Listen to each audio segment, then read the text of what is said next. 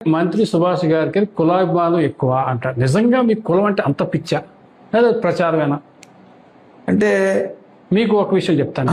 YCP government ఉన్నప్పుడు సాకరే మెరకని కాదులూరు శివారు ప్రాంతంలో గ్యాస్ సిలిండర్ పేలిపోయి చిటిపల్లి సోదరులు హైదరాబాద్లో చనిపోయారు.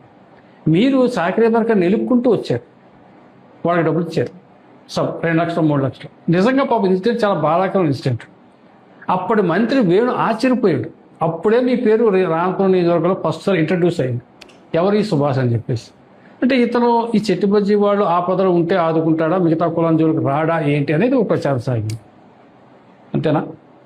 అందరినీ చూస్తారా మీరు? అంటే అలా కాదు, ఇల్లు శుభ్రం చేసి ఊరు శుభ్రం చేయమన్నారు.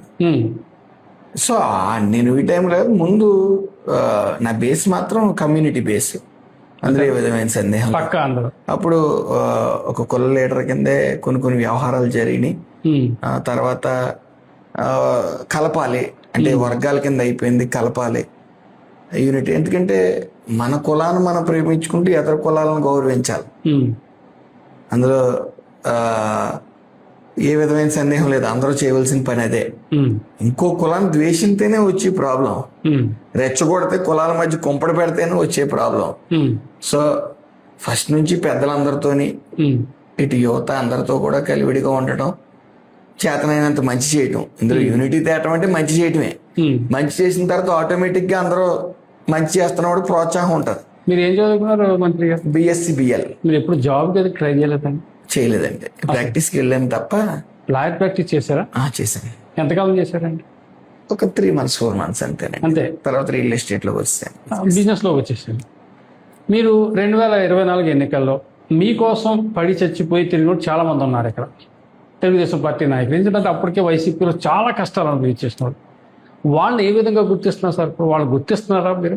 ఇప్పుడు 24 ఎన్నికల్లో మీ గెలుపు కోసం పనిచేసిన టీడీపీ నాయకులందరినీ కూడా మీరు సముచిత స్థానం కల్పిస్తున్నారా వాళ్ళకి? ఖచ్చితంగా. వాళ్ళు కష్టపడిన దానికి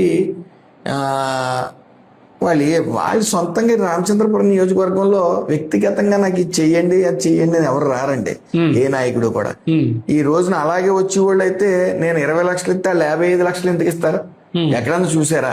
45 నిమిషాల్లో అంత టక టక టక ఇప్పటికీ మోస్తున్నారు నన్ను. నా పిలుపు మేరకి 55 లక్షలు ఇచ్చారంటే అసలు ఎక్కడన్నా సాధ్యం అవుతుందా? సో ఇలాంటి గొప్ప గొప్ప సైనికులు నిజంగా వాళ్ళు. ఫోన్కి అందుబాటులో ఉంటారా సుభాష్ గారు? ఉంటాను ఖచ్చితంగా. మా ఇంచుమించు ఎంతమంది ఉన్నారు?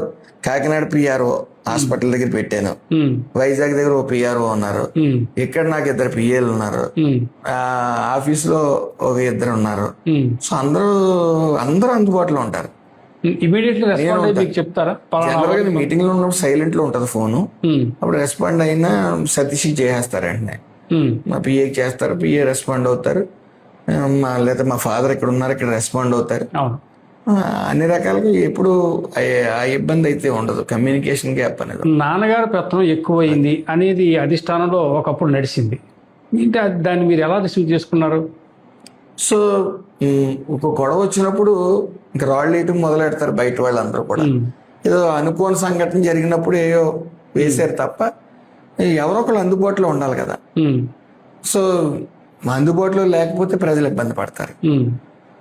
ప్రజలని మా తండ్రి గారు మీకు ఇబ్బంది అయితే కార్యకర్తలను వెళ్ళిపోతానని కూడా పబ్లిక్ మీటింగ్ లో చెప్పారు. లేదు ఉండండి అన్నారు. అయితే